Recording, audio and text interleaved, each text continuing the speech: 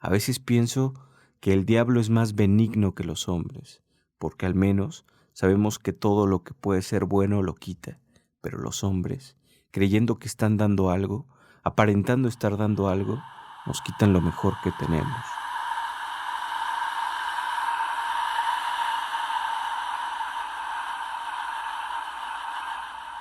Hoy hablaremos de un hombre conocido por su silencio, por sus pocas palabras, por su prudencia. Un escritor a quien han considerado un poeta, un místico. Y nos referimos al incansable Juan Rulfo, autor de la novela Pedro Páramo, clave de la literatura latinoamericana, y del libro de cuentos El Llano en Llamas.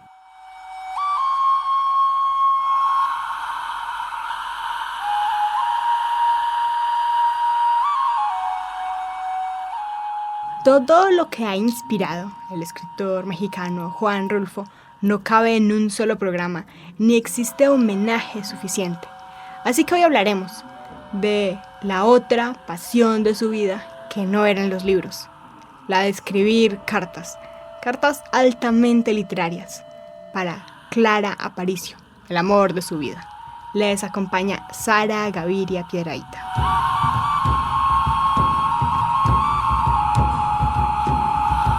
Cuando Juan Rulfo conoció a Clara Aparicio Reyes en 1941, ella tenía 13 años de edad y él no pasaba de los 24. Inmediatamente le recordó a su madre, muerta 15 años antes, y lo invadió un sentimiento tan extraño que, de repente, quería casarse con ella y formar una familia para toda la vida. Tanto tiempo en la soledad hizo que en Clara viera a su familia, a toda su familia en ella. Este hecho, germen del desequilibrio del amor, como él mismo llamó a lo que sentía, podía tomarse como la piedra inicial de la construcción de Pedro Páramo. Este romance, del que hablaremos hoy, tiene relación con su novela. Recordemos que en ese momento, Juan Rulfo no había iniciado el camino de la literatura. No sabía que éste le llevaría con el tiempo a un espacio muy reconocido en el mundo de las letras. No sabía que habría un Juan Preciado que, como él, al construir un noviazgo paciente de 7 años con Clara, iba a reencontrarse con su madre muerta bajo el pretexto de buscar un comala a un tal Pedro Páramo, su padre. Tal vez esta novela trate más bien de la búsqueda de la madre, de la reivindicación de una mujer campesina, indígena, mexicana, cuyo amor, como lo diría Quevedo, era un amor constante más allá de la muerte. Tal vez Rulfo, tan joven, se estaba enamorando a través de la joven Aparicio, también de la literatura. Escuchemos la primera carta que le escribió a quien sería su esposa, en el primer enfrentamiento del autor a la lejanía. Escuchemos la carta, que es como una inauguración de una nostalgia.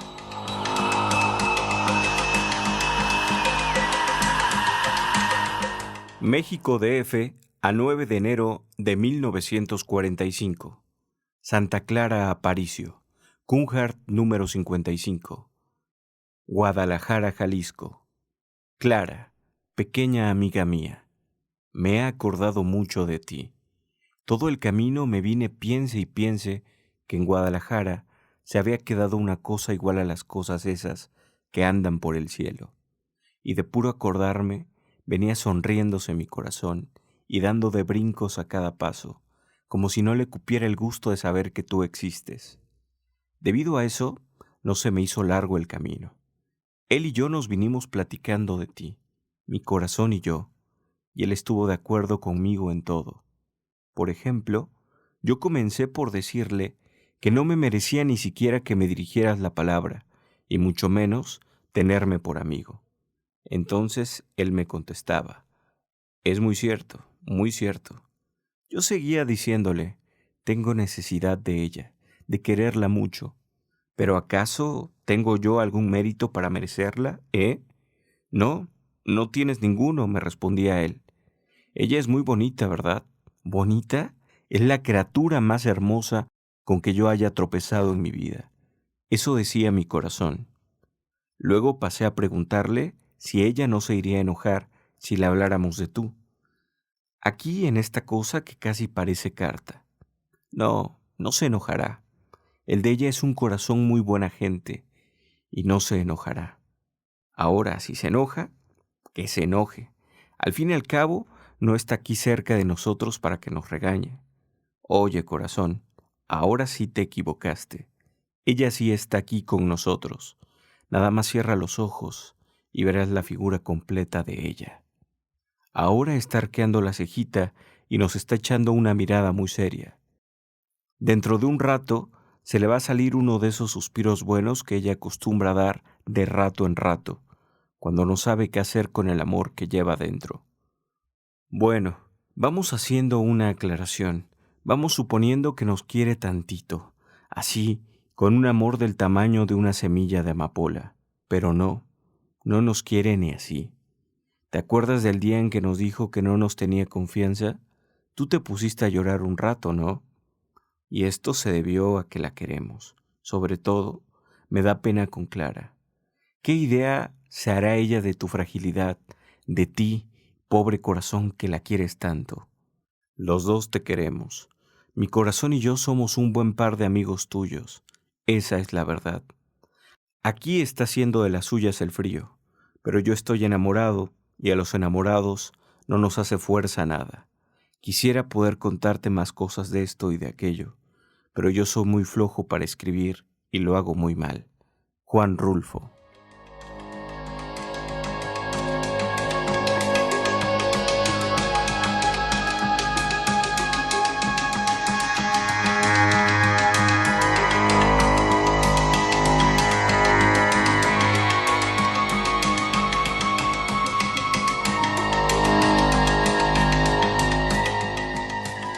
En los años siguientes, Juan Rulfo tuvo tantos oficios que no nos alcanzamos a imaginar en qué momento lograba escribir.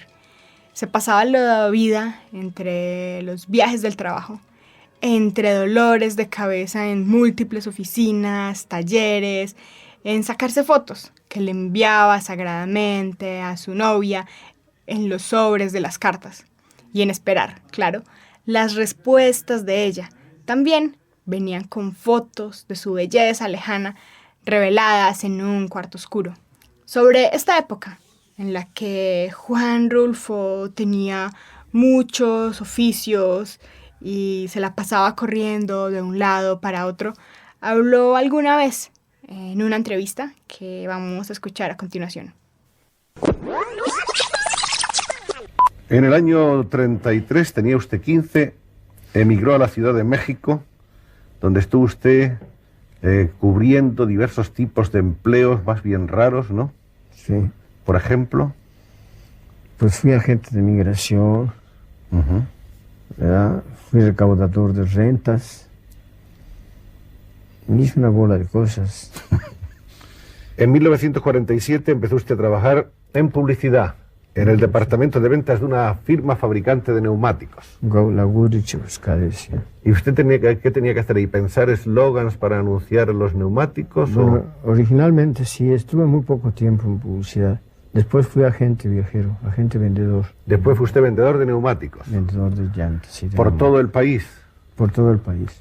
¿Cómo se le daba la venta de neumáticos? Muy bueno, muy bueno. Se venden solos. ¿Sobre ruedas? Sí.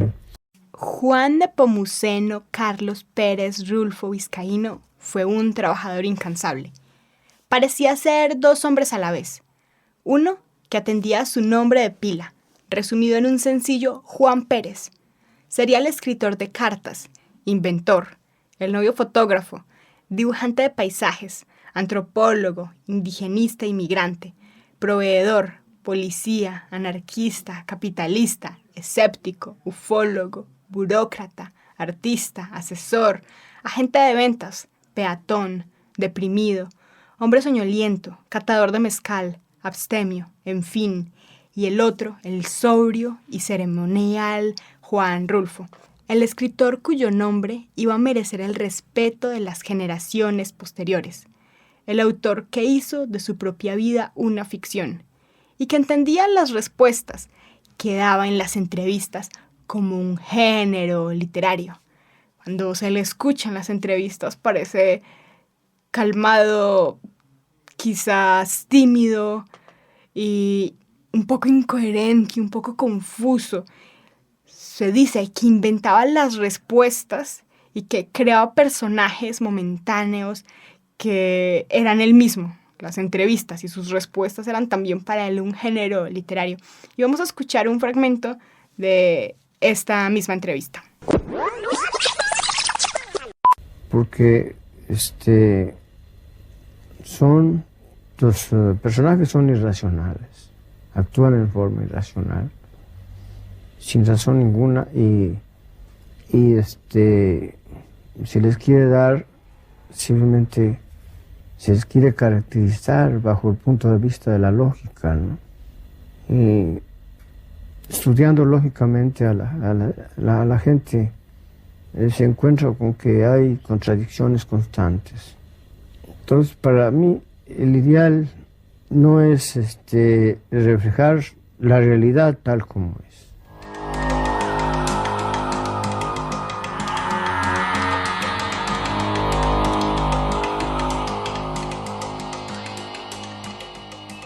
Juan Rulfo nunca dejó de trabajar.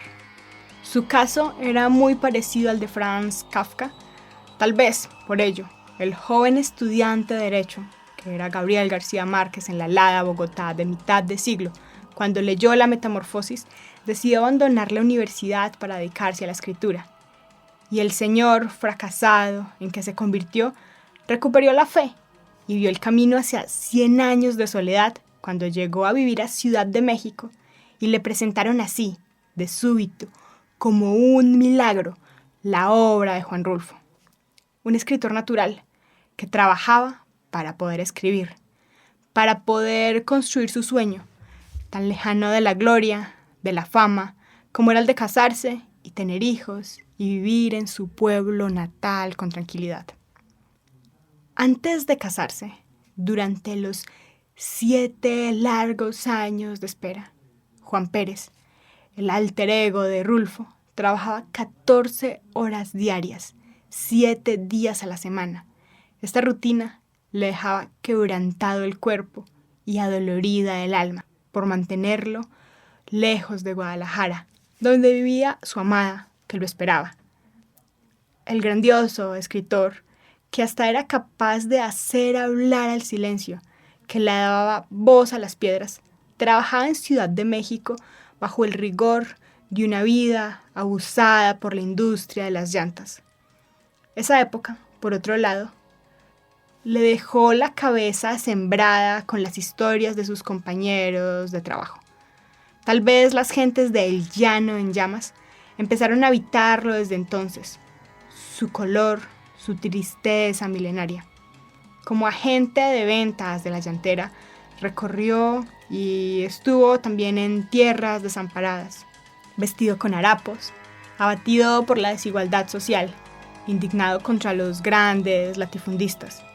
Lo que sí es cierto es que, como veremos en la siguiente carta, el señor Pedro Páramo y su mirada fiera, su voz de otro mundo, ya se estaba gestando en su imaginación y ocupaba un rincón en su maleta viajera.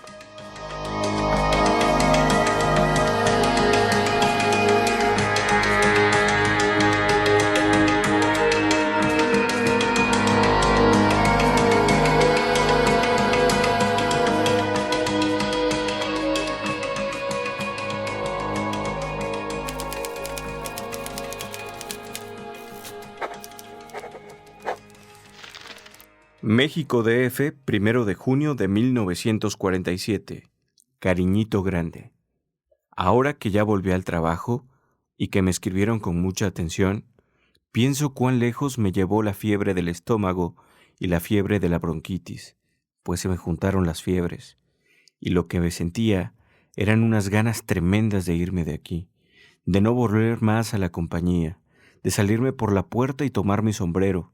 No tengo sombrero, pero yo creía que lo tenía y no volver más. Esos eran mis sentimientos, y todos los días, mientras estuve en cama, amanecía con la idea esa, y encontraba el lugar a donde me iría. Lo encontraba porque ese lugar existe. Fíjate cómo era.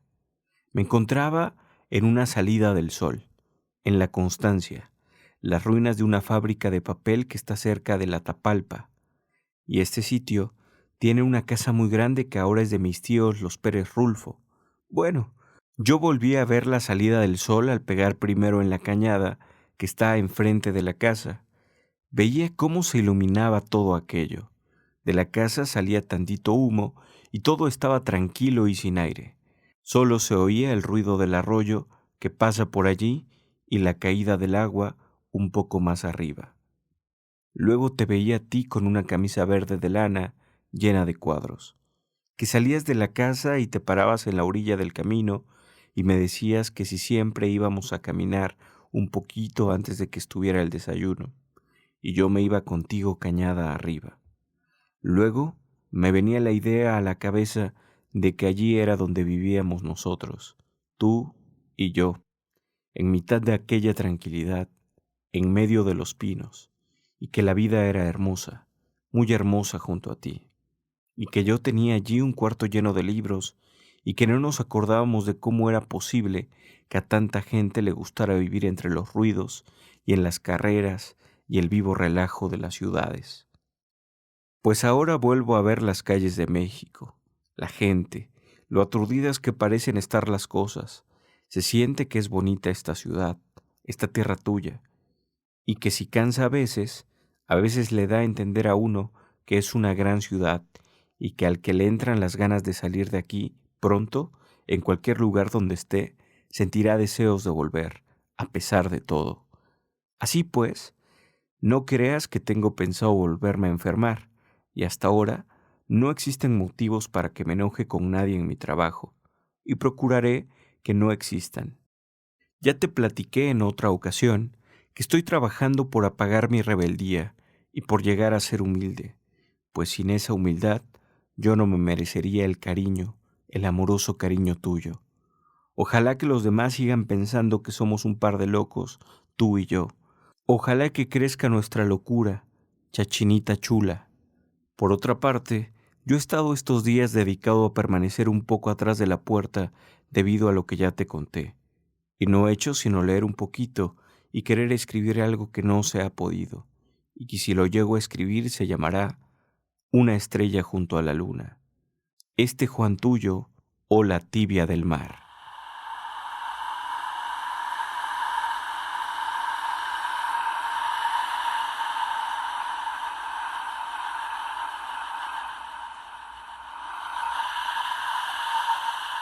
Estamos hoy hablando de Juan Rulfo y la carta que acabamos de escuchar da inicios, da pistas de lo que iba a ser su novela, de cómo la estaba planeando, de cómo quería escribir. Podríamos decir que el proyecto más grande de Juan Rulfo, sin embargo, no fue un proyecto literario. Su proyecto más grande, su empresa más temeraria, era el amor. Porque cuando conoce a Claudia Aparicio, decide empezar a trabajar para poder casarse con ella. Su precocidad era asombrosa.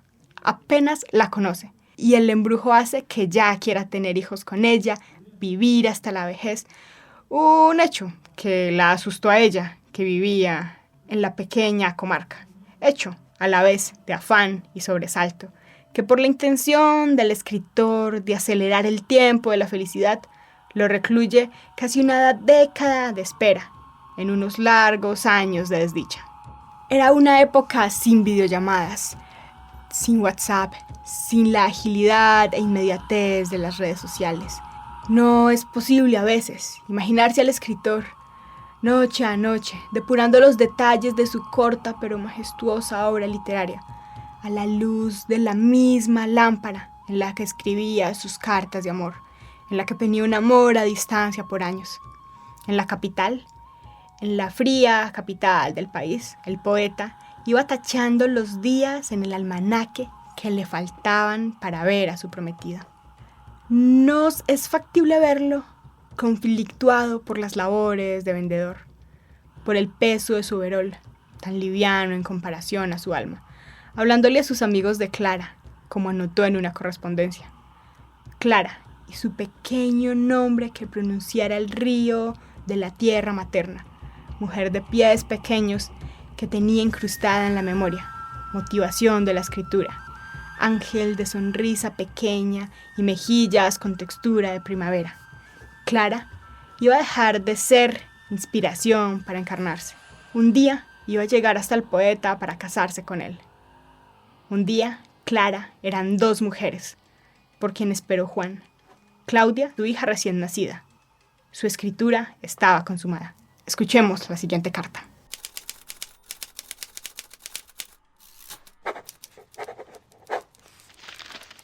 Jalapa, Veracruz, 12 de octubre de 1949.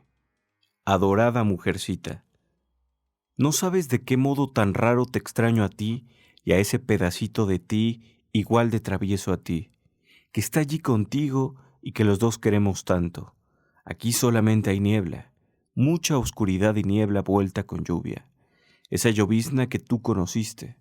Por las noches deja de llover agua, pero siguen lloviendo recuerdos dentro del corazón de uno y el amor se vuelve loco porque no encuentra por ningún lado a la mujercita amorosa y tan amada. Clara Aparicio, nos seguimos sacrificando en vano y por cosas que no son nuestras y que no tienen nada que ver con nosotros y con nuestra vida. Eso te digo a cada rato aquí, cuando me suelto hablando solo y de pura desesperación, y cuando siento otra vez el frío de aquella soledad de la cual me creí separar por fin cuando te encontré, y después, cuando supe el calor de tu cariño, entonces, como si los días no fueran de nosotros, como si nada tuviéramos, así me siento desterrado y triste. A veces pienso que el diablo es más benigno que los hombres, porque al menos sabemos que todo lo que puede ser bueno lo quita, pero los hombres, creyendo que están dando algo, aparentando estar dando algo, nos quitan lo mejor que tenemos. Clara Aparicio. Cada vez es más fuerte mi tendencia a abandonar este trabajo, cada vez más y más, como algo que ya no puedo contener y que tendrá que pasar en cualquier momento. Y cuando me siento decidido, veo algo así como una luz, como si estuviera viendo ahora en la oscuridad. Solamente necesito tu apoyo, una palabra tuya, y me sentiré como abrazado a la misericordia. Tú no querrás tener a tu lado un hombre lleno de odio y de tristeza, ¿verdad, amor mío? Yo sé que me ayudarías, porque no son los 900 pesos los que estoy desquitando, es el desaliento en que me hundo, del que hay que defenderse. Ayúdame a liberarme de ellos, mujercita mía. Ayúdame a encontrar el descanso. Ya no quiero seguir siendo esclavo un minuto más de un ambiente contrario a todos los calores del alma. Dime que me ayudarás y te lo agradeceré, como hasta ahora no he podido agradecerte tu amor. Tú sabes cómo te he querido y te quiero, y te seguiré queriendo, adorada muchachita mía. Recibe muchos besos y dale una parte a Claudia de su papá, que no las olvida. Tu hijo, Juan.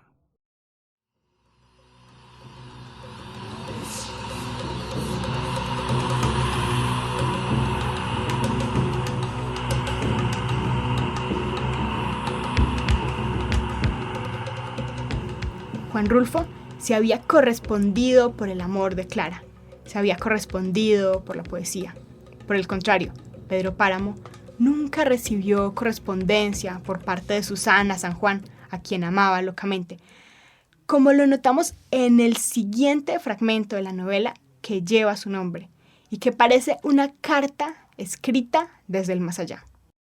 Pensaba en ti, Susana, en las lomas verdes, cuando volábamos papalotes en la época del aire. Oíamos allá abajo el rumor viviente del pueblo mientras estábamos encima de él. Arriba de la loma, en tanto se nos iba el hilo de cáñamo arrastrado por el viento. Ayúdame, Susana. Y unas manos suaves se apretaban a nuestras manos. Suelta más hilo. El aire nos hacía reír. Juntaba la mirada de nuestros ojos, mientras el hilo corría entre los dedos detrás del viento, hasta que se rompía con un leve crujido, como si hubiera sido trozado por las alas de algún pájaro. Y allá arriba, el pájaro de papel Caía en maromas arrastrando su cola de hilacho, perdiéndose en el verdor de la tierra. Tus labios estaban mojados, como si los hubiera besado el rocío. A centenares de metros, encima de todas las nubes, mucho más allá de todo, estás escondida tú, Susana, escondida en la inmensidad de Dios, detrás de su divina providencia, donde yo no puedo alcanzarte ni verte y a donde no llegan mis palabras. Miraba caer las gotas iluminadas por los relámpagos, y cada vez que respiraba, suspiraba, y cada vez que pensaba en ti, Susana.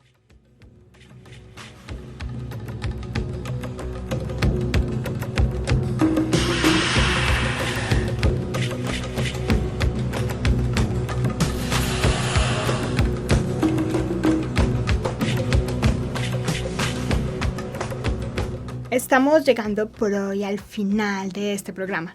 Hemos escuchado varias voces interpretar las palabras de Juan Rulfo, un escritor que amó a una sola mujer como amó la literatura, con la devoción que ameritaba el saberse amado, con la misma locura con la que se ama. La música que hemos escuchado es de Jorge Reyes, titulada Comala. Por hoy nos despedimos y les acompañó Sara Gaviria Piedrahita.